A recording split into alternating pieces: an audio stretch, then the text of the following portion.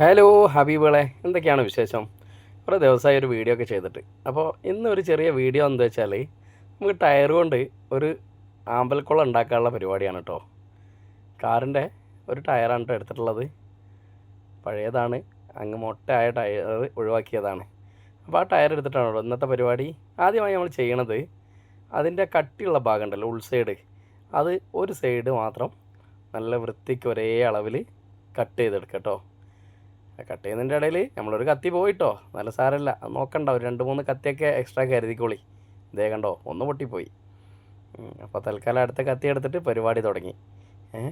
ആദ്യം അത് നീക്കം ചെയ്തതിന് ശേഷം പിന്നെ നമ്മളെ പരിപാടി താമര പോലെ വെട്ടിയെടുക്കുകയാണ് കേട്ടോ. വല്ല കലാകാരനൊന്നും അല്ലാത്തതുകൊണ്ട് ഒരു സുമാരുടെ അളവിലൊക്കെ അങ്ങ് കട്ട് ചെയ്തെടുക്കുകയാണ് കേട്ടോ. കറക്റ്റ് ഒരേ അളവിലൊക്കെ ചെയ്യുകയാണെങ്കിൽ കുറച്ചും കൂടി ഭംഗിയുണ്ടാവും. എന്നാലും വേണ്ടില്ല, നമുക്കാവും പോലെ എന്ന് പറഞ്ഞില്ലേ, അതേപോലെ എന്തായാലും എല്ലാം കട്ട് ചെയ്തതേ ഇതേപോലെ ആയിട്ടുണ്ട് കേട്ടോ. അപ്പോൾ കാണുമ്പോൾ തന്നെ ചെറിയൊരു ഐഡിയ ഒക്കെ മനസ്സിലായില്ലേ എങ്ങനെ ഉണ്ടെന്ന്. കട്ട് ചെയ്ത പീസൊന്നും വേണ്ട കേട്ടോ.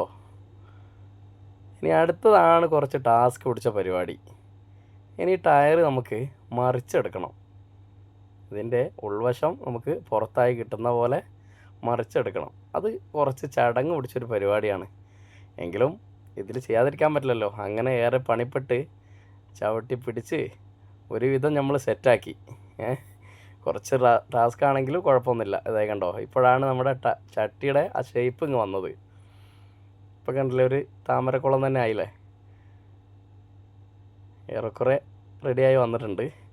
അപ്പോൾ 2 ടയറിലാണ് ഇപ്പോൾ ചെയ്യാനുള്ള പരിപാടി. ഇപ്പോൾ വീട്ടിൽ ഓൾറെഡി ഒരു ആമ്പൽക്കുളം ഉണ്ട്. അത് ലീക്കായ കാരണം അടുത്തത് നമ്മളിത് 2 ടയറിൽ ഇങ്ങനെ സെറ്റാക്കി എടുത്തതാണ് കേട്ടോ. ഇനിയിപ്പോൾ അടുത്തതായിട്ട് നമുക്ക് ഇതിൻ്റെ പരിപാടി നല്ല കഴുകി ഒന്ന് ഉണങ്ങി കിട്ടിയതിന് ശേഷം പെയിൻ്റ് അടിക്കുകയാണ് കേട്ടോ. ഒരു നീല കളറൊക്കെ കിട്ടുക എന്നുള്ളൊരു ഉദ്ദേശത്തോട് കുറച്ച് പെയിൻറ്റ് വാങ്ങി അങ്ങ് അടിക്കാൻ തുടങ്ങി. നമ്മൾ പറഞ്ഞ പോലെ വല്ല കലാകാരനൊന്നും അല്ലാത്തതുകൊണ്ട് പെയിൻ്റ് അടിയൊന്നും അങ്ങ് ശരിയായിട്ടില്ല. എന്നാലും കുഴപ്പമില്ല, ഒരുവിധമൊക്കെ അങ്ങ് ഒപ്പിച്ചെടുത്ത്. ഞാൻ കുറേ നേരം ഇരുന്ന് മെനക്കെട്ടിട്ടാണ് ഇങ്ങനെയെങ്കിലും ആയിക്കിട്ടത്. ഇതിൻ്റെ ഉൾവശത്തൊക്കെ ഒന്ന് ഇറങ്ങി കിട്ടാൻ കുറച്ച് പണിയുണ്ട് കേട്ടോ. അപ്പോൾ ഇനി ഞാൻ കുറച്ച് ഹെൽപ്പ് ചെയ്യാമെന്ന് പറഞ്ഞ് നമ്മുടെ പുള്ളയും ഇതിലേക്ക് അങ്ങ് ഇറങ്ങി തന്ന്. അപ്പോൾ ബാക്കി നല്ല കലാപരമായിട്ട് അവനാണ് അടിച്ചു തരുന്നത്. മൂത്ത മോനാണ്. പിന്നെ ഇതുപോലത്തെ പരിപാടിക്കൊക്കെ അവൻ ഉഷാറാണ്. പിന്നെ ഒരു കാര്യം പറയാൻ മറന്നുപോയി, അതിൻ്റെ സെൻറ്ററിൽ നമ്മൾ എന്തെങ്കിലും ഒരു പീസ് വെച്ചിട്ട് സിലിക്കോൺ വെച്ച് അടച്ചെടുക്കണം കേട്ടോ, എങ്കിലേ വെള്ളം നിൽക്കുള്ളൂ.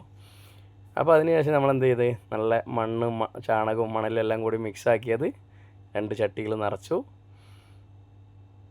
ആദ്യം ലീക്കൊക്കെ ചെക്ക് ചെയ്തിട്ടുണ്ട് കേട്ടോ, വെള്ളം പോകുന്നുണ്ടോ എന്നൊക്കെ നോക്കി. അപ്പോൾ ഒക്കെ റെഡിയായ കാരണമാണ് അങ്ങനെ ചെയ്തത്. അത് കഴിഞ്ഞ് 2 ഇതിലും വെള്ളം നിറച്ചു. ഇനി നമുക്ക് അതിൽ ആമ്പൽ തൈകൾ നടണം കേട്ടോ.